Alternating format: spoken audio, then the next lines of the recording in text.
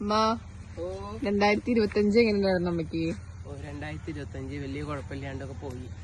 നമുക്ക് വേണ്ടപ്പെട്ടവരൊക്കെ ഒരുപാട് ആൾക്കാരൊക്കെ നമ്മളിൽ നിന്നൊക്കെ ഇവിടെ ഭൂമിയിൽ നിന്ന് പോയി. പിന്നെ പലർക്കും പല അസുഖങ്ങളും പ്രശ്നങ്ങളും അതൊക്കെ നമുക്ക് മനസ്സിന് വല്ലാത്ത വേദനകളുണ്ടായി. ഓരോ സ്ഥലങ്ങളിലെ ആക്സിഡന്റ്, അതുപോലെ വെള്ളപ്പൊക്കം.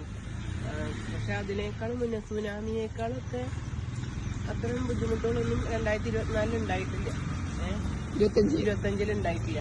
പക്ഷെ മാനസികമായിട്ട് ചെറിയ വിഷമങ്ങളൊക്കെ ഉണ്ടായെങ്കിലും കൂടിയിട്ട് 2025 സമാധാനത്തിന്റെയും സന്തോഷത്തിന്റെയും ദിവസങ്ങളായിരുന്നു എന്നുള്ളൊരു മനസ്സിനൊരു സന്തോഷമുണ്ട്.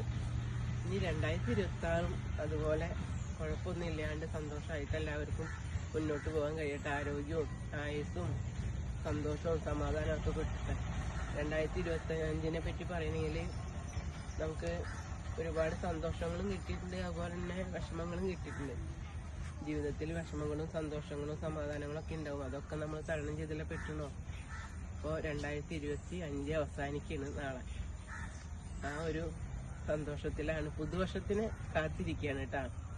പുതുവർഷം എല്ലാവർക്കും ഹാപ്പി ആവട്ടെ. പുതുവർഷത്തിന് വേണ്ടിയിട്ട് നമ്മൾ ഓരോ നിമിഷങ്ങളും, ഇനി 24 മണിക്കൂറും കൂടി ഉള്ളൂ, അതുകൊണ്ട് കഴിഞ്ഞാൽ നമുക്ക് പുതുവർഷം ആഘോഷിക്കാം. ഓക്കെ, ഹാപ്പി ആയിരിക്കും എല്ലാവരും കേട്ടോ. ഹരേ കൃഷ്ണ. ഹരേ കൃഷ്ണ.